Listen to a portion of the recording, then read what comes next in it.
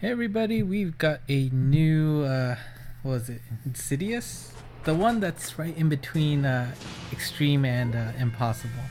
Um, but it is a new quest in the Japanese version, and it was pretty interesting, so I thought I'd share this to you pretty quickly. Um, the monster we're trying to get here is Lovely Dory, as you can see on the right. Um, she actually has a pretty awesome skill set, so we'll go over that at the very end. But the gimmicks you have to worry about here is essentially wins and the blocks. And you may, if you only play the American version, then you might not know what this little laser thing you see that just popped up on top of the boss. You will get to know this very intimately if you're going to take on Eden, which is actually coming up later this week in the American version if you're still hanging out there. But essentially, it spits out a laser, and if you cross that, a lightning attack will home in on the monster that crossed it. And it actually hurts a good amount. I believe it's almost 15k damage, so you should try to avoid it as much as possible, but if you have the opportunity to do major damage, take advantage of it.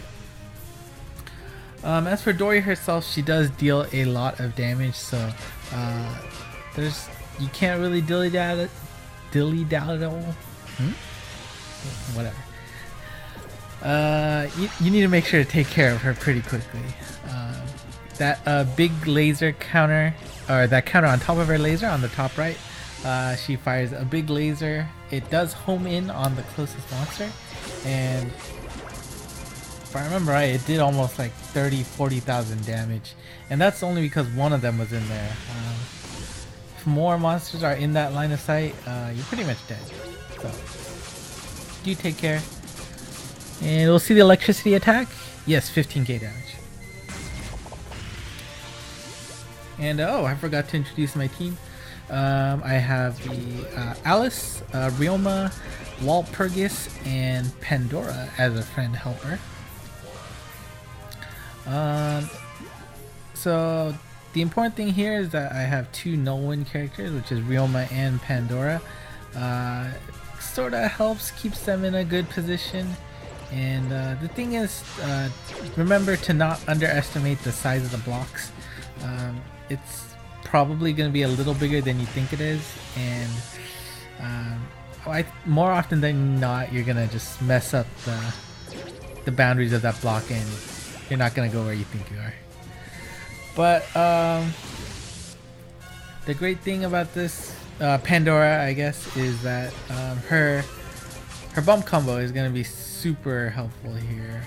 You just have to hit her and then trail along where the boss is to get that line of sight, and try and do major damage through that way.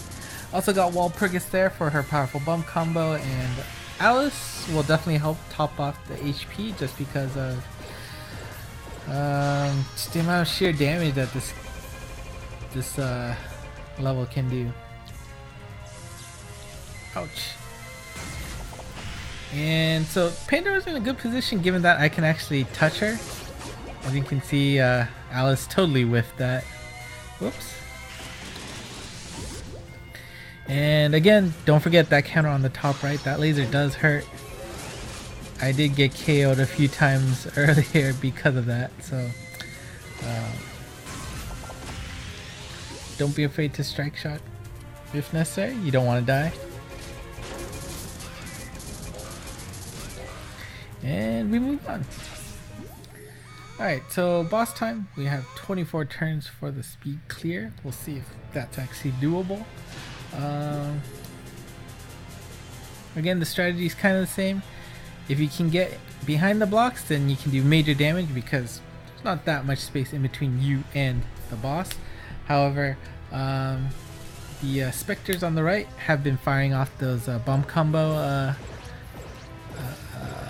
or restrictors, so we definitely don't want to have that because to be honest, that's really going to be the main source of damage, I feel like, with Pandora and Walpurgis. So let's try and get rid of them.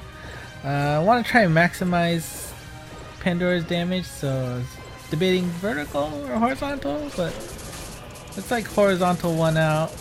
Not sure if that was the right decision looking at this again, but hey, not too bad. And as you can see, I did say that blocks were the main gimmick, but the laser are a lot of times across the boss and in fact on top of the blocks. So bringing a no block pierce might actually be detrimental in a way, because you're gonna end up crossing that line, you're gonna take 15k damage, and is it worth it? I don't know. On the other hand, with no block, you're gonna do a lot more damage than my team is doing right now, because nobody here has no block, so I'm at the mercy of those block boundaries, which are so frustrating. And I don't know, I still haven't gotten the hang of those loop hits, which essentially, if you're not familiar with that term, is you know, you can find yourself in a way to going through the boss, but hitting off of walls without losing much speed, and you can actually do major damage that way. But maybe the lost cause for me, I don't know. Alright, so again, you always want to keep track of that big laser counter on the top right. Keep doing damage, because if you don't, that laser of death will come in. It hurts. Now if you're lucky, only one person is in that line of sight, you can possibly survive it, but it's a pretty big laser.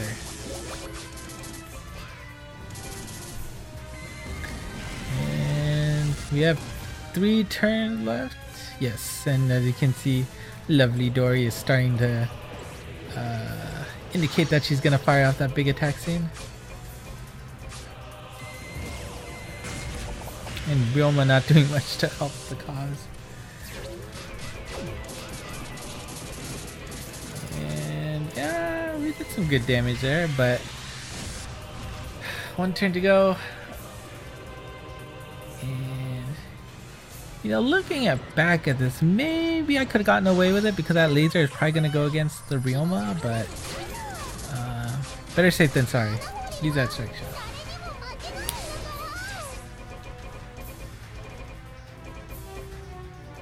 Alright, so we have 12 turns left. We're going for that final stage.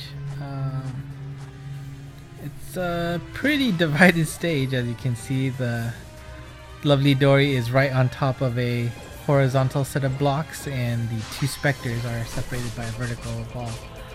So luckily I was able to get Alice in there, so hopefully she can do a lot of damage, especially with that boot right there.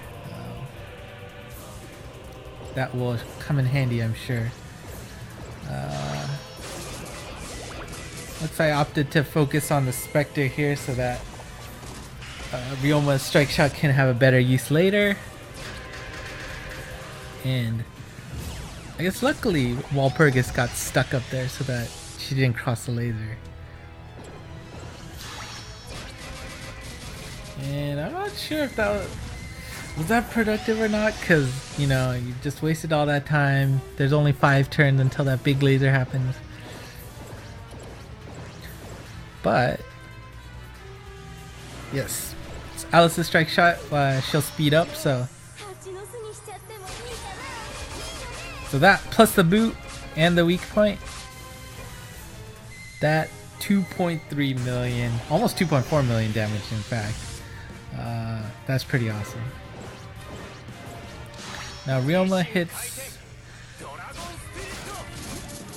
Walpurgis, and Walpurgis actually got in there in the bottom to do another 2.6 million damage. Pretty nice. And probably pretty lucky too. But yeah, there you go. This is lovely Dory. It is a fairly straightforward stage if you have the right powerful monsters. Of course. It doesn't seem too bad, and she actually does have a good reason to be max lucked, and the reason for that is her abilities. Her Evo form is actually quite attractive for max lucking. And we can take a look at this chart that I've set up here. Yes, another chart.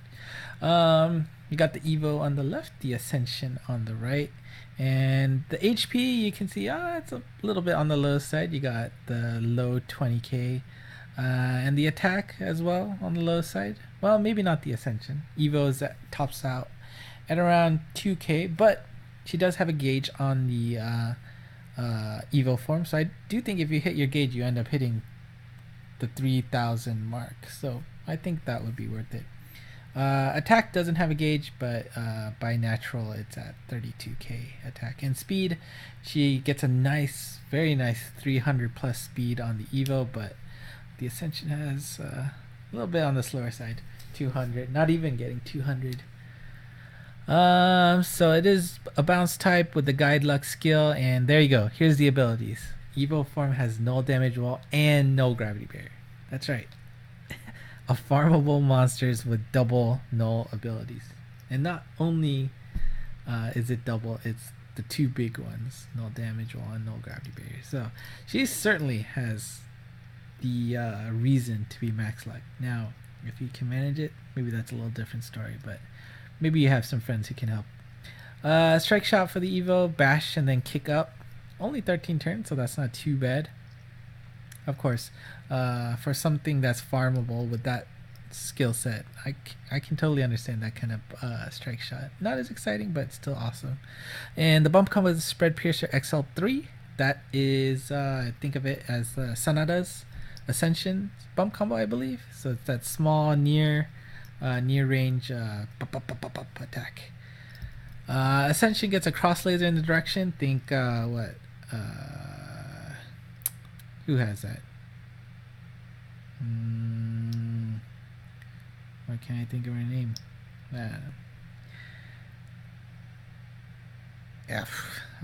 Just drawing a blank here. The bump combo, Trident Laser L, that's similar to Kushi Zero, and the sub bump combo is a Horizon Laser M, which is the horizontal laser. But yeah, it is I think a moderately challenging dungeon. If you don't do your damage in a reasonable amount of time, you will be punished for it, but the reward is pretty great. So give it a shot, and that's it for today. Until next time, bye bye.